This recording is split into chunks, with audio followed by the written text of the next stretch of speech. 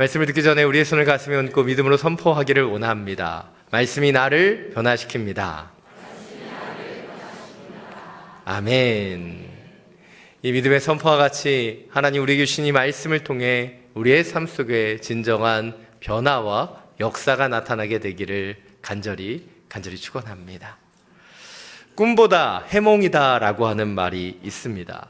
이것은 꿈의 내용보다 꿈을 어떻게 바라보고 해석하느냐가 더 중요하다는 비유적인 표현입니다. 우리가 아침에 개꿈을 꾸어도요, 그 꿈이 용하다고 해석하면 긍정적으로 바라보게 됩니다. 그러나 때로는 그날 일어나는 모든 일을 이 개꿈 때문이라고 돌리면 이 꿈이 진짜 개꿈이 되어 버리기도 하는 것이죠. 그래서 어떤 꿈을 꾸느냐도 참 중요하겠지만 더 중요한 것은 그 꿈을 바라보는 관점과 해석이 더 중요하다고 생각됩니다. 제가 이런 말씀을 드리는 이유는 오늘 본문이 바로 요셉의 꿈 이야기에 대한 것이기 때문이죠. 우리는 이 요셉의 꿈의 이야기를 바라보면서 꿈의 내용을 바라볼 때가 많이 있습니다. 그러나 더 중요한 것은 이 꿈을 왜 하나님께서 꾸게 하셨는가? 이 꿈을 통해서 하나님이 어떻게 인도해 가셨는가? 그것이 더 중요하다는 것을 놓치지 않아야 되는 것이죠. 그래서 이것을 잘 보여주고 있는 것이 오늘 설교의 제목입니다. 오늘 설교의 제목은 당신이 붙잡고 있는 꿈이 있는가? 이게 아니라 당신을 붙잡고 있는 꿈이 있는가입니다. 이 두 단어는 조사 하나가 다르지만 이 조사 하나로 주체가 달라지는 것이죠. 전자는 우리가 주어가 되고 주체가 되어서 우리가 꾼 꿈을 우리가 붙잡는 것이라면 후자는 하나님께서 주체가 되어주셔서 우리를 위해서 그 꿈을 붙잡고 가게 하신다라고 하는 의미를 갖고 있기 때문이죠. 오늘 요셉의 꿈을 함께 살펴볼 것입니다. 그러나 이 요셉의 꿈은 단순히 사람이 꾸는 꿈이 아니라는 거예요. 하나님께서 요셉에게 꿈꾸게 하신 꿈이며 하나님께서 요셉의 인생을 붙잡고 인도하시는 꿈이었기 때문이죠. 오늘 본문을 좀 더 구체적으로 살펴보기를 원합니다. 오늘 본문 1절부터 4절 말씀입니다. 다시 한번 함께 읽겠습니다. 야곱은 자기 아버지가 살았던 가나안 땅에 살았습니다. 야곱의 가족에 관한 이야기는 다음과 같습니다. 요셉은 17세의 소년이었는데 자기 형들과 함께 양치는 일을 했습니다. 요셉은 자기 아버지의 아내들인 비라와 실바가 낳은 아들들을 도왔습니다. 요셉은 형들의 잘못을 보면 그대로 자기 아버지에게 전했습니다. 이스라엘이 늙음하게 요셉을 얻었기에 다른 아들들보다 그를 더 사랑했습니다. 그래서 그에게 귀한 옷을 지어 입혔습니다.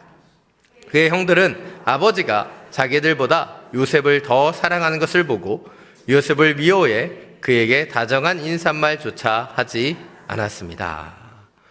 오늘 부분은 야곱의 가족 이야기가 소개되고 있습니다. 그런데 안타깝게도 야곱도 아버지 이삭의 편애 때문에 고통받았는데 안타깝게도 어느새 야곱도 요셉을 편애하는 아버지가 되어버렸음을 보여주고 있습니다. 안타깝게도 우리 인생을 보면 안 좋은 것을 보고 답습하는 습성들이 있다는 것을 보게 됩니다. 시어머니를 욕했던 며느리가 어느새 더 지독한 시어머니가 되기도 하고 후임병 때 선임병을 욕했던 그 사람이 자신이 선임이 되었을 때는 더 혹독해지는 것도 보게 된다는 것이죠. 왜일까요? 우리도 모르는 순간에 안 좋은 영향력을 받고 그것을 따라 살아가기 때문이죠. 물론 오늘 야곱이 요셉을 더 특별히 사랑했었던 이유는 많이 존재합니다. 첫 번째로 야곱이 가장 사랑하는 아내 라헬이 낳은 첫 번째 아들이 요셉이었기 때문이죠. 또한 요셉은 늦둥이로 그가 늙어서 낳은 아들이었기 때문에 더 이뻤을 거예요. 당시에 베냐민이 태어나기 이전이었다면 요셉은 막내로서 그런 사랑을 더 많이 독차지했던 것으로 보여집니다. 그런데 누군가를 더 사랑할 수는 있지만 그 편애를 우리는 숨길 수 있어야 되는데 야곱은 그 편애를 숨기지 않았다는 것이죠. 요셉에게만 더 귀한 옷을 입혔다는 거예요. 근데 그 브랜드가 보이지 않는 귀한 옷이면 참 좋았을 텐데 이 옷을 개역개정에서는 채색 옷, 다른 형제들은 색깔이 없는 무채색 옷을 입었는데 요셉만 울긋불긋한 색동 옷을 입은 것 같은 모습으로 묘사하고 있다는 거예요. 여기에서부터 이 야곱의 편애가 나타났고 그 편애 때문에 요셉은 형들에게 더 많은 미움을 받는 것 같습니다. 또한 오늘 보면 2절을 보면 어린 시절부터 요셉은 정의감에 젖어 있었는지 형들의 잘못에 대해서 아버지에게 고자질하는 일을 하게 됩니다. 물론 이것이 형들이 잘못을 하지 않았다면 야곱이 고자질을 하지 않았을 거예요. 요셉이 고자질을 하지 않았을 것입니다. 그래서 요셉만의 문제라고는 할 수 없을 것이죠. 그러나 이런 고자질 때문에 요셉의 형들은 요셉을 더 미워했고 그에게 다정한 인사조차 하지 않았다라고 말하고 있습니다. 여기서 끝나지 않죠. 당시에 요셉은 17살이나 되는 이미 많이 장성한 나이였음에도 불구하고 이후의 본문들을 보면 자신의 꿈에 대해서 떠벌리듯 형제들에게 자랑합니다. 우리가 이후에 더 깊게 살펴보겠지만 더 문제는 요셉이 떠벌린 꿈의 내용이 아닙니까?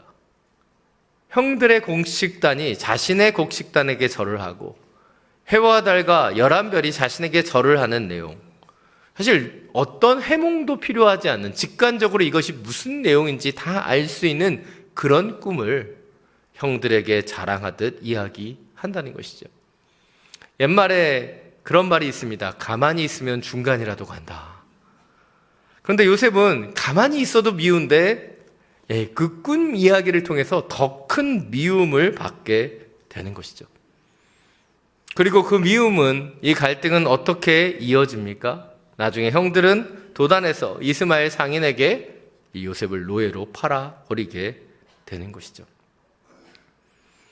그러나 요셉의 이야기는 이렇게 갈등과 미움으로 끝나지 않습니다. 바로 이러한 갈등을 통해 하나님께서는 놀라운 섭리를 가지고 요셉을 이집트 땅에 먼저 보내시고 야곱의 가정을 위한 구원의 길을 예비하셨기 때문이죠. 그렇습니다. 때때로 우리의 삶 속에 찾아오는 갈등, 아픔, 고통과 같은 문제들, 그것은 우리를 힘겹게 만드는 것이 분명합니다.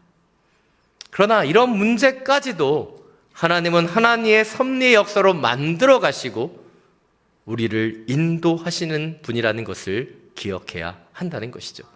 이것이 오늘 첫 번째 포인트입니다. 하나님 우리의 갈등과 미움과 같은 문제를 통해서도 우리 인간들이 결코 이해할 수 없는 놀라운 하나님의 길로 인도해 가신다는 거예요. 이것이 하나님의 방법이에요. 한 선교사님이 이런 고백을 하신 것을 들은 적이 있습니다. 젊은 시절 승승장구하고 잘 나가던 사업이 어느 한순간에 큰 어려움을 겪게 되었다는 거예요. 그런데 그 어려움의 시점에 하나님께서 그분을 선교사로 콜링을 하셨다는 것이죠. 그리고 그 콜링에 순종해서 선교지에 나아가서 이전에 그가 실패했던 사업의 노하우를 가지고 선교지의 여러 일들을 감당하게 되었다. 이 고백을 들었습니다. 만약 이 선교사님에게 그런 고난이 없었다면 과연 그분이 주님의 길로 인도받을 수 있었을까요? 여러분은 어떠십니까? 여러분이 아무 문제도 없고 어떤 고통도 없고 늘 기쁨과 은혜 가운데 충만하신데 여러분이 주님의 품으로 이렇게 돌아오실 수 있었을까요? 아닙니다.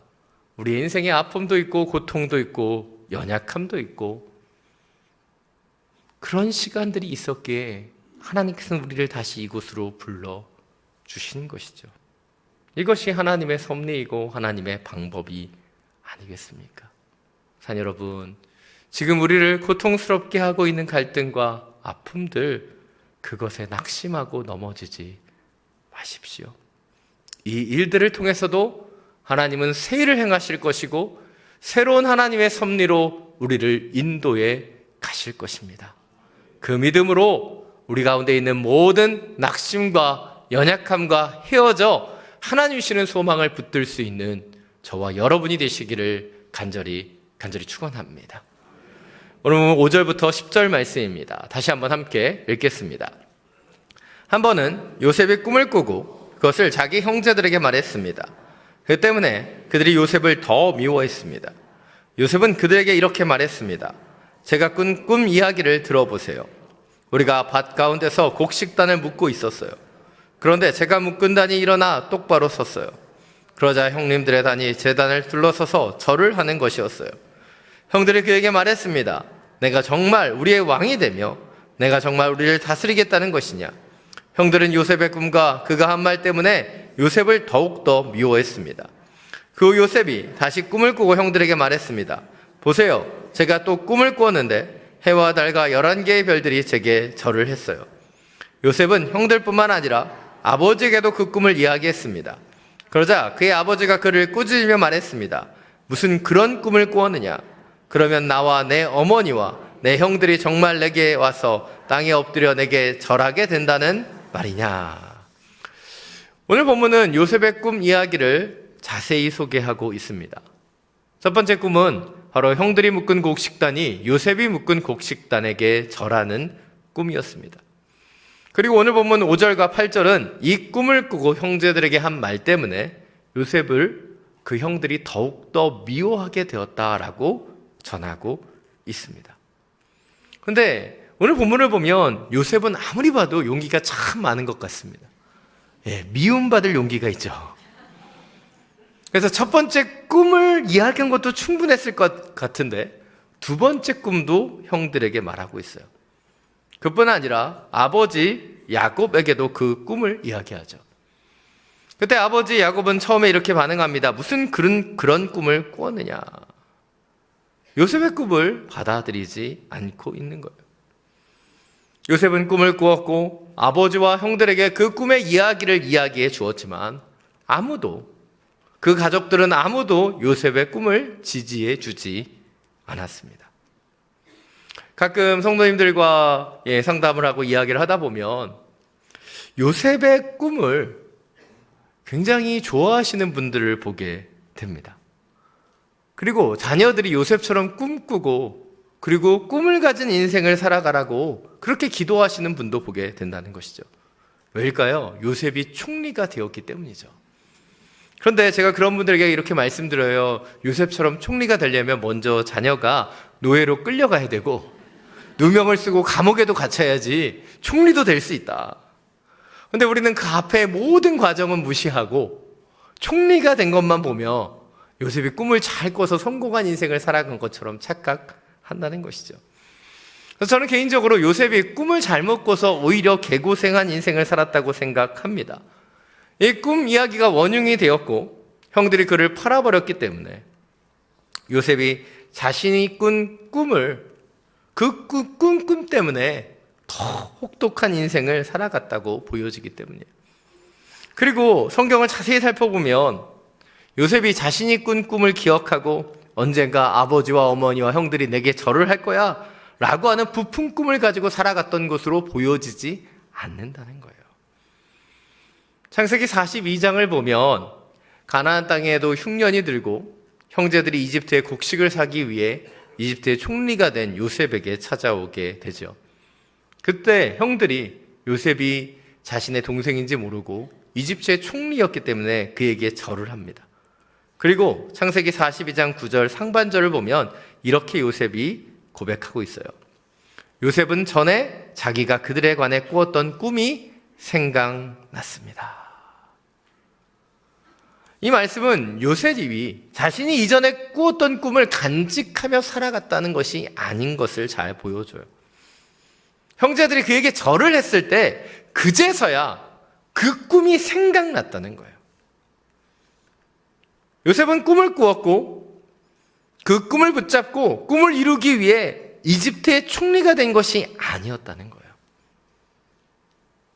요셉을 요셉되게 한 것은요, 그가 꾼 꿈 때문이 아닙니다.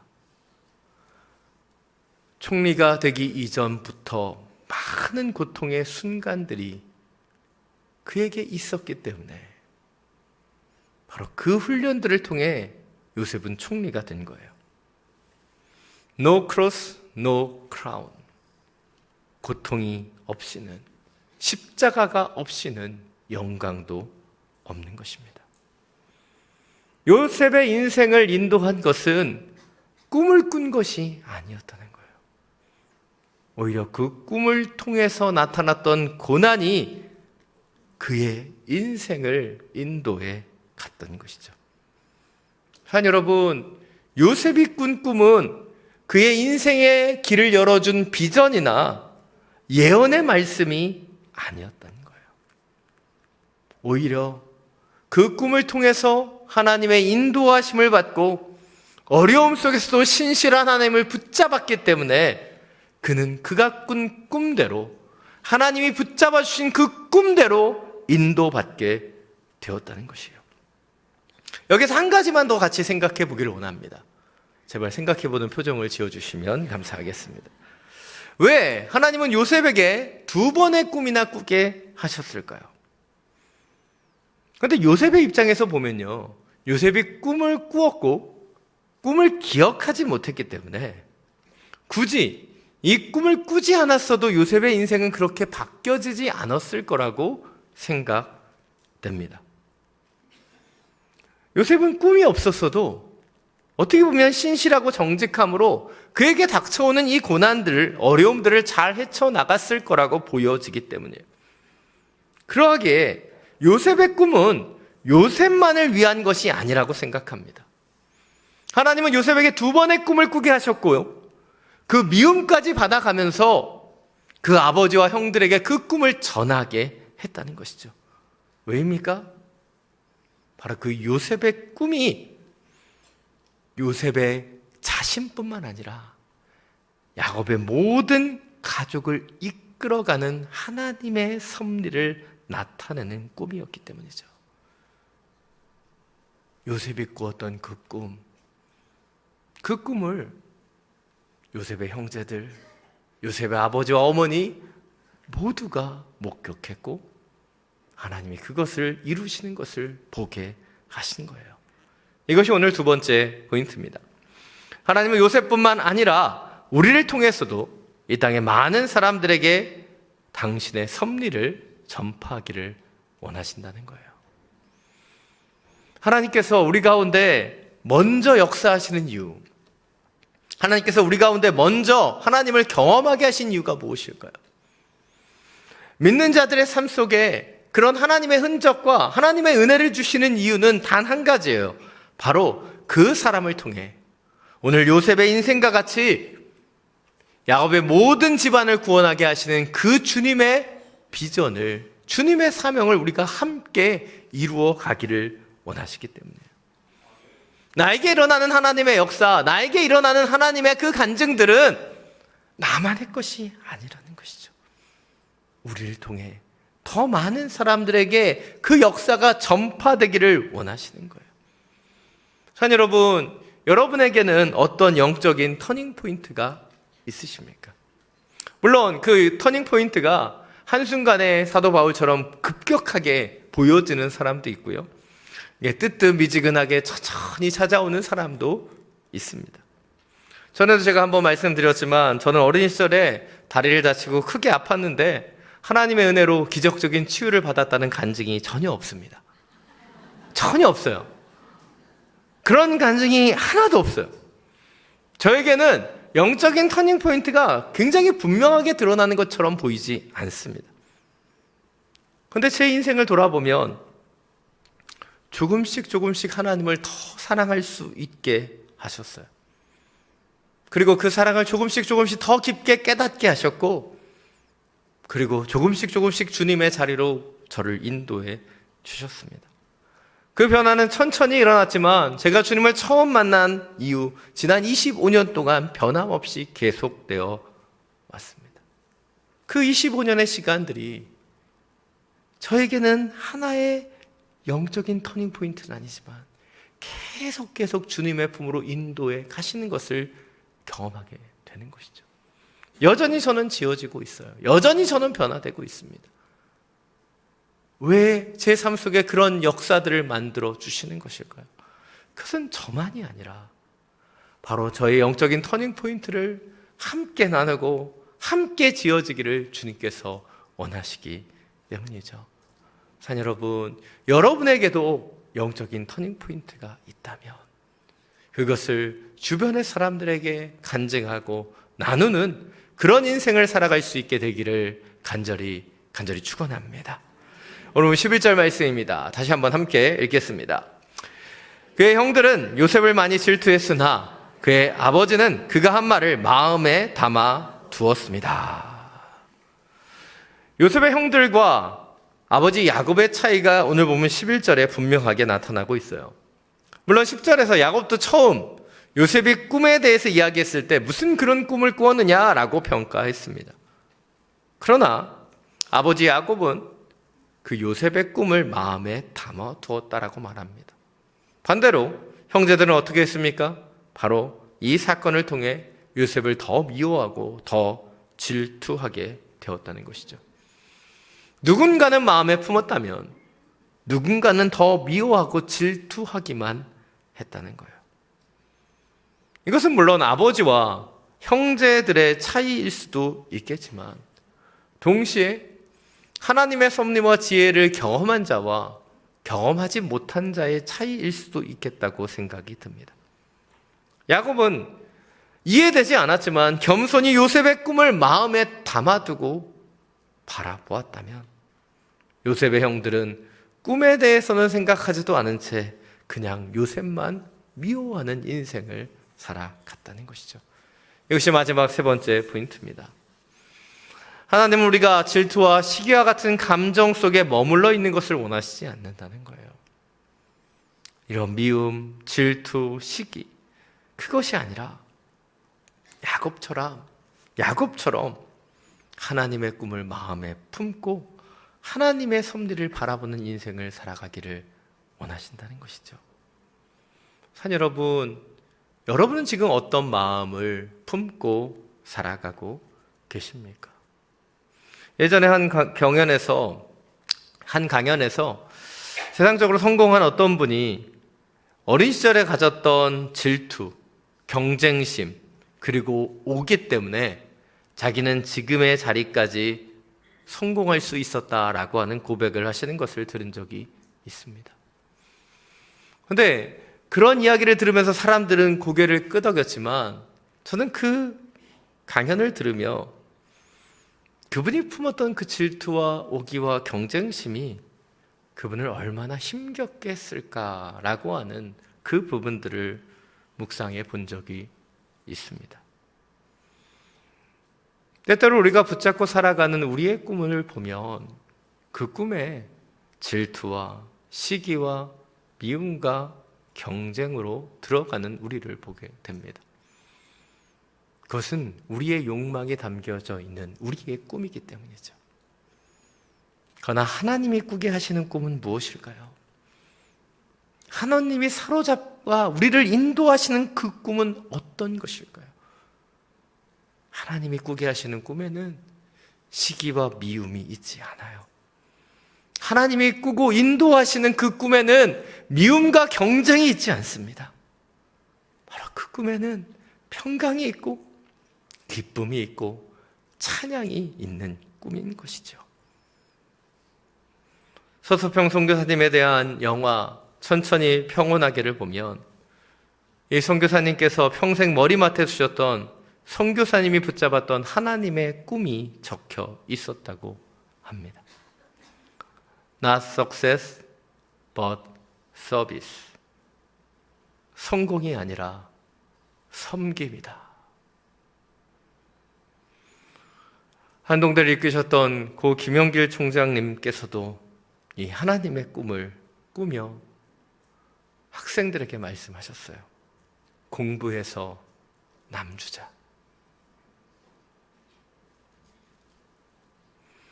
두 분이 보여주셨던 꿈, 그것은 시기와 질투와 경쟁을 촉발시키는 세상의 꿈이 결코 아니었습니다. 하나님이 꾸게 하시는 꿈, 하나님이 우리를 붙잡아 주시는 꿈은 평강의 꿈이며 섬김의 꿈이며 사랑의 꿈이라는 것이죠.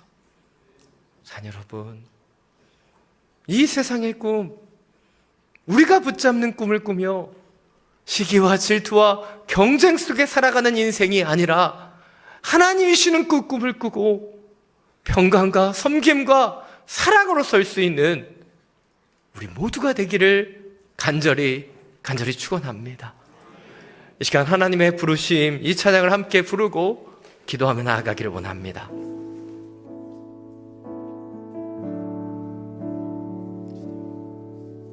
하나님의 부르심에는 후회하심이 없네. 내가 이 자리에 선 것도 주의 부르심이라. 하나님의 부르심에는 결코 실수가 없네. 나를 부르신 하나님의 신실하심을 믿네.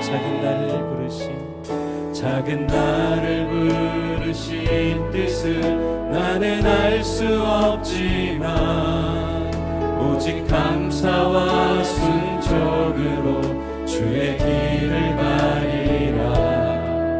때론 내가 연약해져도 주님 날 도우시니 주의 놀라운 그 계획을 나는 믿으며 살리. 날 부르신 뜻 내 생각보다 크고 날 향한 계획 나의 지혜로 증명 못하나. 가장 좋은 길로 가장 완전한 길로 오늘도 날 이끄십니다.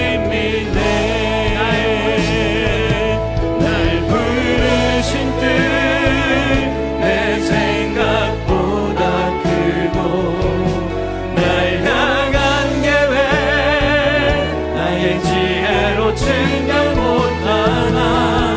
가장 좋은 길로 가장 완전한 길로 오늘도 날 이끄십니다. 날 부르신 뜻 내 생각보다 크고 날 향한 계획 나의 지혜로 증명 못하나. 가장 좋은 길로 가장 완전한 길로 오늘도 날 이끄십니다. 가장 좋은 길로 가장 완전한 길로 가장 좋은 길로 가장 완전한 길로 오늘도 날 이끄십니다.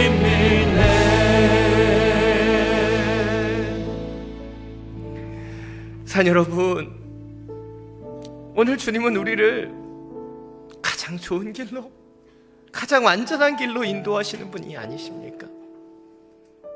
우리의 인생을 살아가며 과도한 경쟁 속에, 미움 속에, 시기 속에, 질시 속에 살아가고 있었던 우리의 연약함들이 있다면 주님, 이제 더 이상 나의 꿈이 아닌 하나님의 꿈을 붙잡게 해주십시오.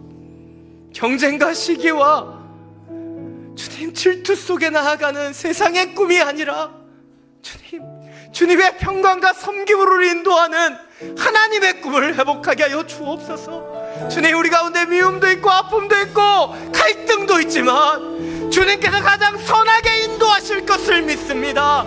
주여, 우리의 삶 속에 간섭해 주시고 주의 꿈을 꾸며 나아갈 수 있는 믿음의 성도로 살아가게 하여 주시옵소서. 함께 기도하며 나아갑니다. 우리에게 주시는 당신의 꿈을 붙잡고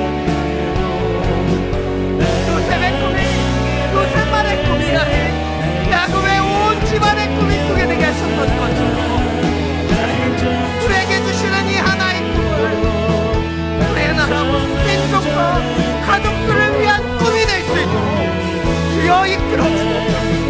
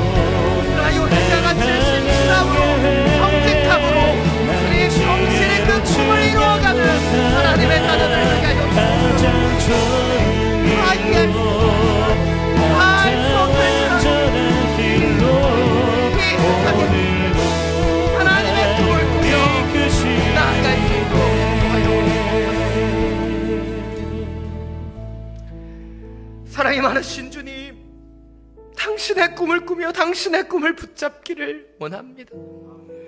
이 세상을 살아가며 시기와 질투와 경쟁으로 세상의 꿈을 꾸었던 우리의 연약함을 주여 도말하여 주옵소서. 주님, 다시 한번 하나님의 꿈, 하나님이 우리를 인도하시는 그 꿈을 붙잡고 섬김의 자리로, 사랑의 자리로, 평강의 자리로 인도하여 주옵소서. 우리 주 예수 그리스도의 이름으로 기도드립니다.